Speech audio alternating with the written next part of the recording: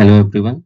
So today we will discuss from start about the National Forest Policy, how from the time of British the forest management started and the evolution of forest policy into from 1855 to 1988 that we have right now. So let's start.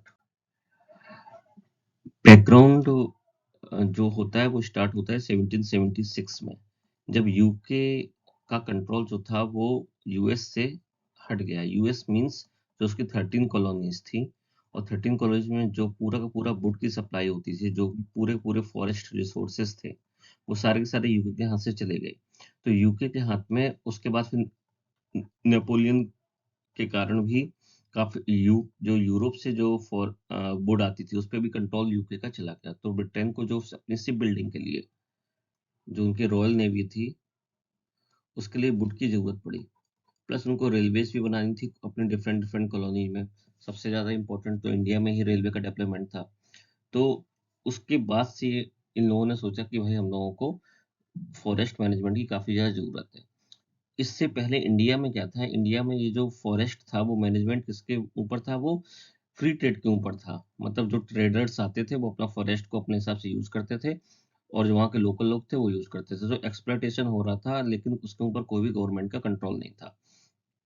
अब देखिए कि कैसे इन लोगों का control जो Britain थे उन्होंने control कैसे किया। सबसे पहले आता है, इसमें स्टार्टिंग होती है ट्रीटी ऑफ श्रीरंगपट्टनम से। जो सेकंड एंग्लो मैसूर वॉर था 1792 में ट्रीटी हुई। उस ट्रीटी में क्या हुआ कि जो मालाबार फॉरेस्ट थे उसकी पूरी पूरी टिम्बर सप्लाई शिप बिल्डिंग के लिए यूके यूके मींस अंग्रेजों ने यूज करना शुरू कर दिया। तो ये जो पूरा हिस्सा था, ये वाला जो हिस्सा था वेस्टर्न घाट का, ये अंग्रेजों के हाथ में आ गया। ये नीचे तो नहीं आया था लेकिन ये आप मान लीजिए यहाँ से डिंडीगुल से, डिंडीगुल डिंडीगुल से लेके ऊपर जो काली नदी बहती है गोवा के नीचे, ये जो पूरा एरिया था, ये इसके जो फॉरेस्ट थे वो इनके मैनेजमेंट में आ गए। उसके बाद जो ट्रीटी ऑफ बसाई हुई थी, इसे पहले वसीन बोलते थे, अब बसाई बोलते हैं। उसमें आपका क्या हुआ, आपका धीरे-धीरे वेस्टर्न घाट के और भी जो फॉरेस्ट थे वो इनके कंट्रोल में आ गए। ट्रीटी ऑफ वसीन कब हुई थी? 1817 में। तो ये जो 2 इवेंट हुए, इसके कारण क्या हुआ कि वेस्टर्न घाट का जो फॉरेस्ट है वो म्यांमार मालाबार कोस्ट का वो सारा का सारा इनके कंट्रोल में आ गया। लेकिन क्या हुआ, चूँकि उनके अदर सोर्सेज़ से कंट्रोल खत्म हो गया था तो इसका इन्होंने ओवर एक्सप्लॉइटेशन कर लिया। ओवर एक्सप्लॉइटेशन कर लिया और फिर क्या हुआ, यहाँ पर टिम्बर फेमाइन हो गया। टिम्बर फेमाइन का मतलब कांस्टेंट जो सप्लाई थी टिम्बर की, वो रुक गई। उसमें इरेटिक सप्लाई होने लगी और तो फिर गवर्नमेंट ने बोला या ईस्ट इंडिया कंपनी ने बोला कि अब हम लोगों को क्या चाहिए कि हम लोगों को कांस्टेंट सोर्स ऑफ सप्लाई चाहिए। तो फॉरेस्ट का मैनेजमेंट करना ज़रूरी है। कॉस्ट इसके लिए फिर क्या हुआ, 1817 के बाद से अगर आप लोग देखें 1813 और 1833 में दो जो चार्टर एक्ट आए थे, उससे जो इनकी ईस्ट इंडिया कंपनी की जो ट्रेड पे मोनोपोली थी वो खत्म कर दी गई। 1813 में केवल आपकी टी और ट्रेड विद चाइना बचाए गए थे, वो भी 1833 में खत्म हो गए। तो 1833 के बाद कोई मोनोपोली बची नहीं। उससे क्या हुआ, इनका रेवेन्यू ड्रॉप हुआ तो इन्होंने क्या किया, अपना बिजनेस को एक्सपेंड किया जिससे कि रेवेन्यू इनका बढ़े। और एक्सपेंड बिजनेस किया तो उसके लिए इन्होंने क्या किए, इनको रेल बनाने की जरूरत पड़ी, इनको ब्रिजेस बनाने की जरूरत पड़ी और इन दोनों के लिए इनको क्या हुआ, फंड की जरूरत पड़ी और कांस्टेंट सप्लाई ऑफ वुड की जरूरत पड़ी। तो अब ये वुड कहाँ से आई, मालाबार वाला तो ऑलरेडी एग्जॉस्ट हो चुका था। तो इन्होंने क्या किया, म्यांमार में इन्होंने 1852 में सेकंड जो एंग्लो बर्मा वार था वो जीता। और ये जो था ये बहुत ही ज्यादा कॉर्नर स्टोन बन गया फॉरेस्ट मैनेजमेंट के लिए। क्यों? क्योंकि जब वहाँ का जो राजा थे उन्होंने पैगू फॉरेस्ट जो थे उसके एडमिनिस्ट्रेशन की जिम्मेदारी ईस्ट इंडिया कंपनी को दे दी म्यांमार वार के बाद। और वहां पे क्या किया, ये जो व्यक्ति थे डाइट्रिच ब्रांडिस, जो बाद में first inspector general of India बने, उन्होंने क्या किया, एक सिस्टम डेवलप किया जिसका नाम था टंगवा सिस्टम। टेंगुआ सिस्टम में क्या था, हिल प्लांटेशन जिसे बोलते हैं, ये एक्चुअली जो था इसमें लोग क्या करते थे, initial form of agro forestry आप उसे बोल सकते हो। इसको इन्होंने क्या किया था कि जो शिफ्टिंग कल्टीवेशन वहां पे होता था, उन्होंने कहा कि आप शिफ्टिंग कल्टीवेशन तो करो, लेकिन साथ साथ जब आप लैंड को छोड़ रहे हो आप सीडलिंग डाल दो टीक की। और जब टीक की आप सीडलिंग डालेंगे तो क्या होगा, जो टीक जब पैदा होगी तो उस टीक को हम लोग हार्वेस्ट कर लेंगे। लेकिन यहाँ पे इन्होंने एक प्रॉब्लम ये हो गई कि जो अर्लियर जो प्लांटेशन होते थे, जो शिफ्टिंग कल्टीवेशन होता था, उसका जो साइकिल होता था वो 10 से 15 साल होता था। लेकिन ये जो आपका टीक है, उसका जो साइकिल होता है वो 100 टू 120 ईयर्स होता था। मतलब अगर आपने ये जो ट्रैक्ट है, इस पे आपने शिफ्टिंग कल्टीवेशन किया और इसमें आपने अपने बीज डाल दिए किसके, टीक के, तो ये 100 साल तक, 100 से 120 साल तक, जब तक ट्री मैच्योर नहीं होगा तब तक ईस्ट इंडिया कंपनी के हाथ में रहेंगे। आप इसमें दोबारा आके नहीं कर सकते हो अपनी। इसके कारण क्या हुआ, धीरे धीरे सारा का सारा लैंड टीक का हो गया और ईस्ट इंडिया कंपनी कंट्रोल में हो गया। तो ये जो एरिया था वर्मा वाला, यहाँ से सारा का सारा टीक सप्लाई हुआ। इनिशियली जो बंगाल में आपका रेलवे लाइन जो बिछी उसमें बर्मा से काफी ज्यादा टीक आया। और प्लस इसका जो सप्लाई हुई, इससे जो ट्रेड हुई, उससे जितना भी एक्सपेंडिचर ये लोग कर रहे थे डेवलपमेंट्स के रिगार्डिंग, वो सारा का सारा इससे निकल के आया। तो ये जो फॉरेस्ट मैनेजमेंट इनिशियली जो था वो पर्पस उसका इकोलॉजिकल नहीं था बल्कि इकोनॉमिकल था। अब क्या हुआ कि ये जो म्यांमार में जो चीज हो रही थी, उसको रेप्लिकेट किया 1855 में डलहौजी में। डलहौजी तक क्या हुआ था, डलहौजी तक आते आते पूरे इंडिया पे लगभग ईस्ट इंडिया कंपनी का कंट्रोल हो गया था। या और काफी ज्यादा जो मिडिल इंडिया जो सेंट्रल प्रोविंस है, या फिर जो झारखंड और छत्तीसगढ़ वाला एरिया था, उसके फॉरेस्ट इनके कंट्रोल में आ गए थे। तो फिर डलहौजी ने अपना एक चार्टर दिया 1855 का। उसमें उन्होंने क्या कहा कि अभी तक जो फॉरेस्ट थे उसका एक्सप्लॉयटेशन किससे हो रहा था, प्राइवेट ट्रेडर्स के द्वारा हो रहा था, फ्री ट्रेड में। कोई भी कंट्रोल नहीं था। बहुत पतले पतले भी पेड़ काट लेते थे, मोटे पेड़ भी काट लेते थे। उससे क्या होता था कि आपका जो शॉर्ट टर्म में जो प्रॉफिट होता था, लेकिन लॉन्ग टर्म में जो धीरे धीरे क्या होता था, प्रोडक्टिविटी किसी भी फॉरेस्ट की खत्म हो जाती थी और वो वेस्ट लैंड हो जाते थे। तो चार्टर ऑफ 1855 में डलहौजी में या फिर ईस्ट इंडियन कंपनी ने क्या बोला कि जितने भी फॉरेस्ट हैं वो क्या, उन्होंने क्या कहा, गवर्नमेंट अथॉरिटी के अंदर कर दिए और डायरेक्ट कंट्रोल कर दिया रिजर्व का। और कहा कि इससे हम सस्टेनेबल सप्लाई ऑफ वुड होगी। सस्टेनेबल सप्लाई ऑफ वुड का मतलब क्या हुआ, सस्टेनेबल सप्लाई का वुड क्या हुआ कि पहले जो टैक्स लगता था, वो लगता था कि आपकी जो वुड है, जो लॉग है, उसके या फिर तो साइज के हिसाब से लगता था या फिर आपके वॉल्यूम के हिसाब से लगता था। उन्होंने कह दिया कि नहीं, आपका साइज और वॉल्यूम के हिसाब से नहीं होगा। आपका आप इनिशियली आप इतना टैक्स दे दो, उसके बाद इतना वेट आप टोटल ले सकते हो। तो फॉरेस्ट जो इनिशियली जो ट्रेडर्स थे, वो पहले छोटे छोटे ले जाते थे पेड़, उस पर टैक्स कम लगता था और अपना काम चला लेते थे, वेस्टेज भी कम होती थी। अब क्या हुआ कि आपको टैक्स पहले ही आपने बहुत सारा दे दिया, तो आप बड़े ही पेड़ ही काटोगे, तो छोटे पेड़ को नेचुरल रीजनरेशन का टाइम मिल जाएगा और उस जगह की जो प्रोडक्टिविटी है वो बनी रहेगी फॉरेस्ट की।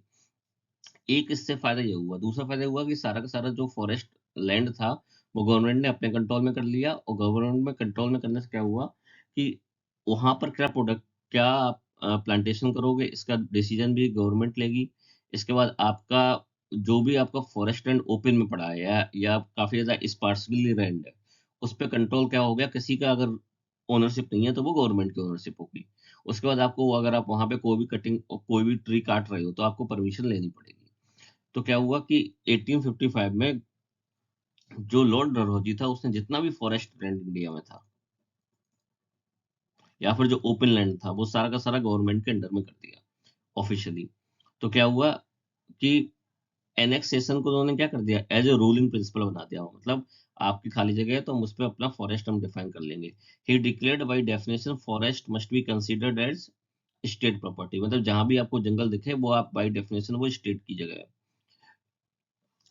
इसका इम्पैक्ट क्या पड़ा, इसका इम्पैक्ट ये पड़ा, आप देखोगे जितनी भी ट्राइबल अपराइजिंग हुई है, ट्राइबल अपराइजिंग हुई है, जो वो ज्यादातर किसके कारण हुई है, जल जंगल और जमीन।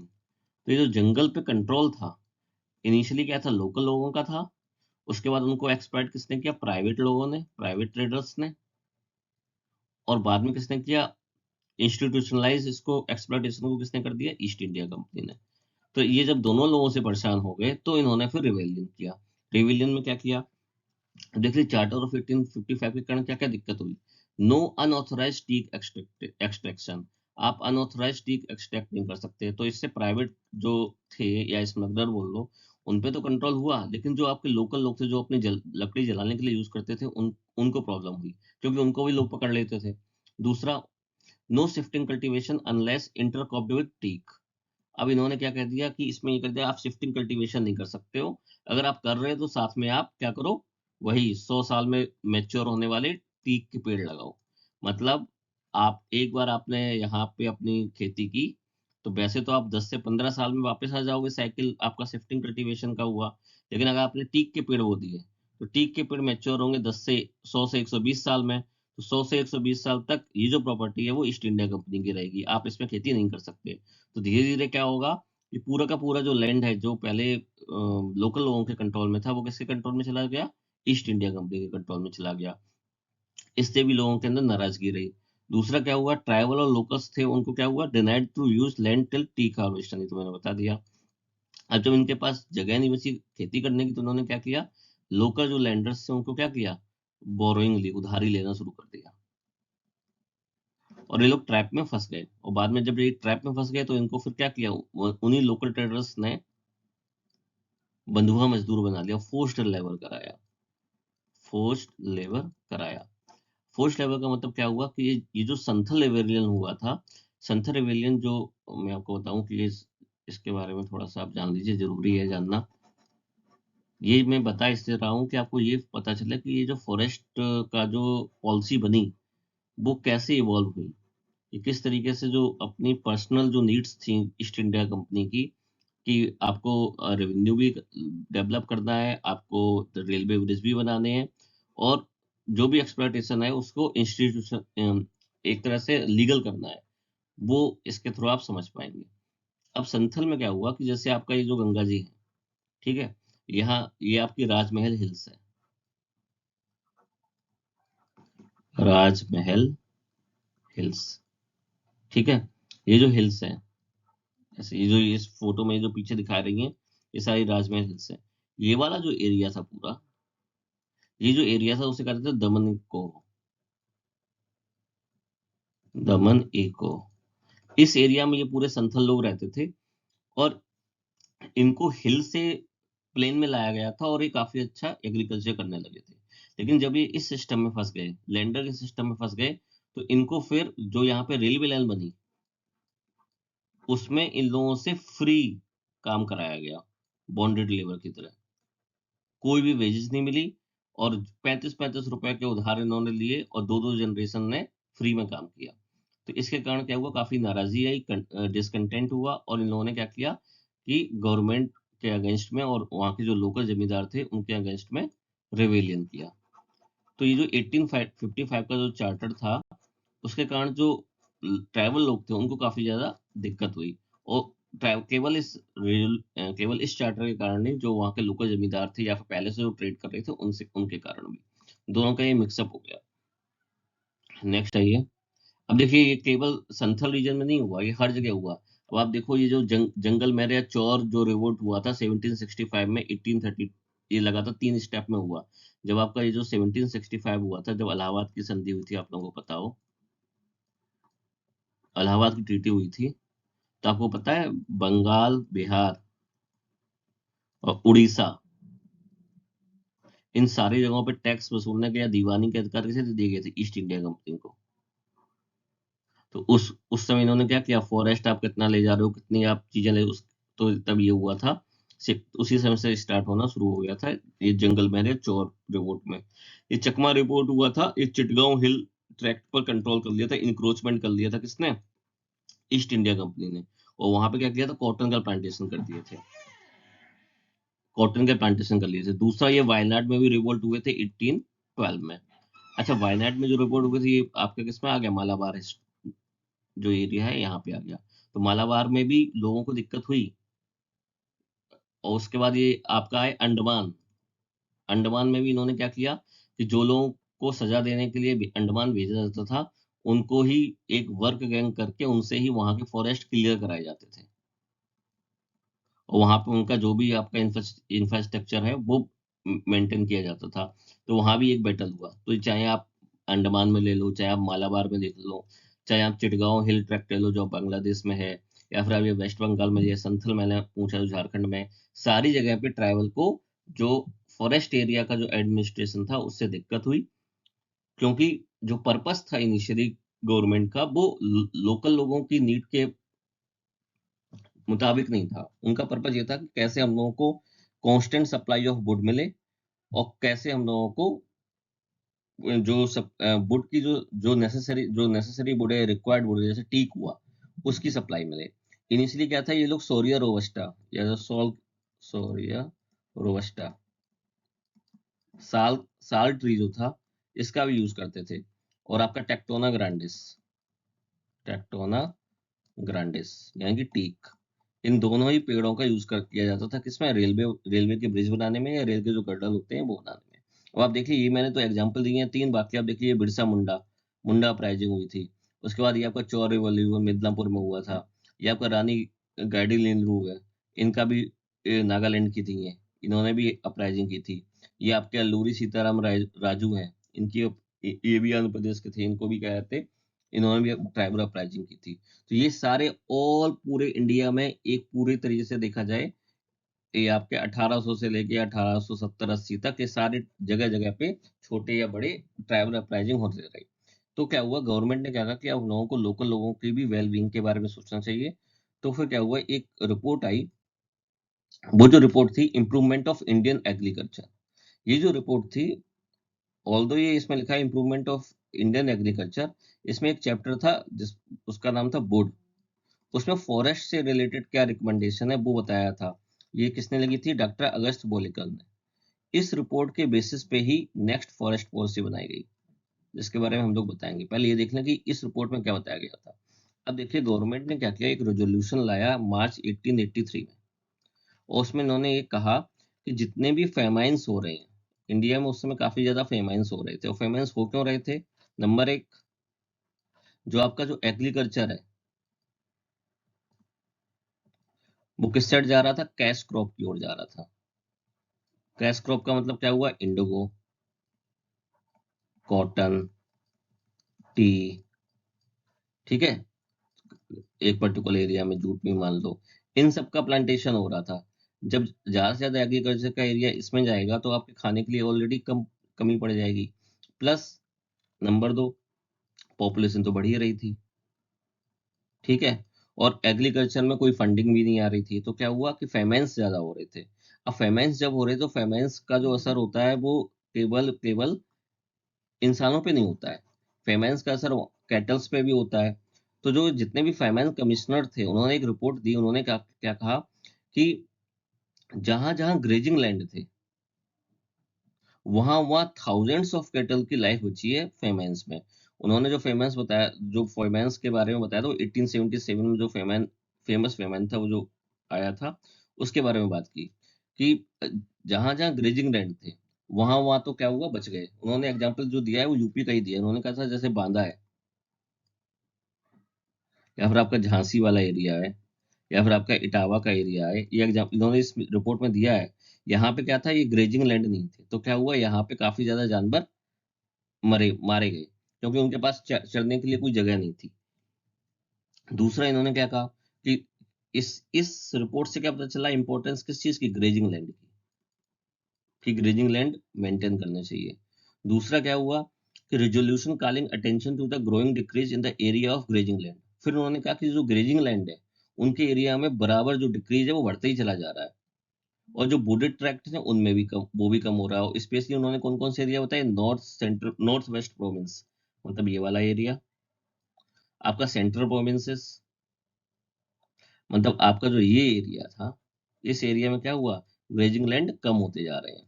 और इस एरिया में ही पॉपुलेशन ज्यादा थी, इस एरिया में ही आपके कैटल भी ज्यादा थे। अभी भी आप देख लो यूपी, बिहार, इन सब एरिया में ही कैटल्स जो है मैक्सिमम पाए जाते हैं। तो इन रिपोर्ट के आधार पे डॉक्टर जॉन ए वेल्कल ने अपना एक रिकमेंडेशन दी। उन्होंने रिकमेंडेशन में क्या कहा कि मेरी जो रिकमेंडेशन है वो ये है कि आप फॉरेस्ट जो है, फॉरेस्ट कवर को इंक्रीज करो। इससे क्या होगा, आपको शॉर्ट टर्म तो भले ही नुकसान हो या रेवेन्यू लॉस हो, लेकिन लॉन्ग टर्म में इसमें पोटेंशियल होगा। अब इसमें इन्होंने सीधे सीधे लिखा है, if the timber be sold, ये लाइन बहुत इंपॉर्टेंट है, ऐसे में भी यूज कर सकते हैं। If the timber be sold the return is an actual one, whereas if the plan I advocate to be followed, the increase will be a potential one, मतलब फ्यूचर में इससे काफी फायदा होगा। ये इनकी रिकमेंडेशन थी, और इस रिकमेंडेशन के आधार पर, बोयकल जी की इस रिकमेंडेशन के आधार पर आपका फॉरेस्ट पॉलिसी ऑफ 1894 बनी। अब 1894 की फॉरेस्ट पॉलिसी में क्या बताया गया था? नंबर 1, ब्रिटिश गवर्नमेंट जो थी उसने बोला कि फॉरेस्ट मैनेजमेंट का मतलब है प्रमोट जनरल वेलबींग। जो एक मेन गोल है वो है कि जनरल वेलबींग, फॉरेस्ट पे जो लोग डिपेंडेंट है उनका जनरल वेलबींग का हम उनको इंश्योर करनी है। दूसरा, advocate for forest cover is the basic necessity for preservation of climate condition, मतलब इन्होंने कहा फॉरेस्ट कवर भी होने चाहिए। दूसरा, आपका जो फॉरेस्ट मैनेजमेंट में आपको लोगों के पार्टिसिपेशन के और लोगों की वेलबींग के बारे में सोचना चाहिए। दूसरा, इन्होंने क्या बोला कि आप शिफ्टिंग कल्टीवेशन को आप सेकेंडरी करो, परमानेंट कल्टीवेशन करो, और परमानेंट कल्टीवेशन जो करो वहां पे आप एग्रो फॉरेस्ट्री पे भी ध्यान दो। ठीक है। उसके बाद उन्होंने क्या कहा कि obtaining maximum revenue as main goal of forest, ये इसको छोड़ा नहीं, इसको उन्होंने छोड़ा नहीं। उन्होंने कहा कि भाई फॉरेस्ट रिजर्व से जो मैक्सिमम रेवेन्यू आ सकता है उसको भी मेन गोल बनाना चाहिए। उसके बाद उन्होंने क्या कहा कि इन सारे ऑब्जेक्टिव को पूरा करने के लिए लोगों के अच्छा भी हो, आपका फॉरेस्ट कवर भी मेंटेन रहे, आपका परमानेंट एग्रीकल्चर भी होता रहे, और प्लांटेशन भी रहे, और उससे क्या क्या हो, मैक्सिमम रेवेन्यू भी हो। तो उसके बाद जो गवर्नमेंट ऑन फॉरेस्ट है उसका क्लासिफिकेशन किया। क्या किया? ये पहले नंबर पे प्रिजर्वेशन फॉरेस्ट रखे, दूसरे पे कमर्शियल फॉरेस्ट, तीसरे पे माइनर फॉरेस्ट, और फिर चौथे पे पेस्चर रेंट। पेस्चर रेंट से क्या होगा? आपका ग्रेजिंग लैंड बने रहेंगे मेंटेन। प्रिजर्वेशन फॉरेस्ट से फॉरेस्ट कवर मेंटेन रहेगा। कॉमर्शियल फॉरेस्ट से आपको कांस्टेंट सप्लाई ऑफ वुड मिलेगी। माइनर फॉरेस्ट जो थे उसमें आपको क्या हुआ, लोकल लोगों का पार्टिसिपेशन रहेगा, और आप एग्रीकल्चर भी कर सकते हो as per the local condition. अब इस पूरी नेशनल फॉरेस्ट पॉलिसी के ड्रॉबैक क्या थे? ड्रॉबैक थे कि नंबर 1, पर्पज अभी भी ब्रिटेन के ऊपर था कि उनको जो चाहिए वो होना चाहिए, मेन को रेवेन्यू का है वो रहना चाहिए। इन लोगों ने क्या किया, एग्रीकल्चर पे ज्यादा ध्यान दिया, फॉरेस्ट्री पे कम ध्यान दिया। तो क्या हुआ, फॉरेस्ट कवर एक्चुअली में कम ही हुआ। दूसरा, फॉरेस्ट लैंड का जो था डाइवर्जन बहुत ही इजी तरीके से हो गया। और किसमें हुआ वो डाइवर्जन? नॉन फॉरेस्ट्री पर्पज में हुआ, मतलब या फिर तो एग्रीकल्चर में हो गया, या फिर आपके जो भी जो रेलवे के लिए जो लैंड चाहिए होगा उसमें रेलवे उसमें हो गया, प्लस आपका जो कैनाल वगैरह काफी होनी थी उसमें हो गया। और इसमें क्या हुआ, ये जो ऑब्जेक्टिव थे ना, इन सारे ऑब्जेक्टिव की कोई भी कॉन्क्रीट गाइडलाइंस नहीं थी। तो किसी को पता नहीं था कि एक्चुअली में आपको फॉरेस्ट का मैनेजमेंट ऐसे करना है। तो ये इसके ड्रॉबैक इंपॉर्टेंट थे। तो इस ड्रॉबैक को कंप्लीट करने के लिए 1952 में गवर्नमेंट ने एक नई फॉरेस्ट पॉलिसी लाई। इसके बारे में हम लोग नेक्स्ट नेक्स्ट वीडियो में पढ़ेंगे। अभी के लिए थैंक यू। नेक्स्ट वीडियो में डिस्कस करूंगा 1952 की फॉरेस्ट पॉलिसी और 1988 की फॉरेस्ट पॉलिसी, प्लस आपके जो फॉरेस्ट एक्ट आए इस बीच में उसके बारे में भी बताऊंगा। Thank you.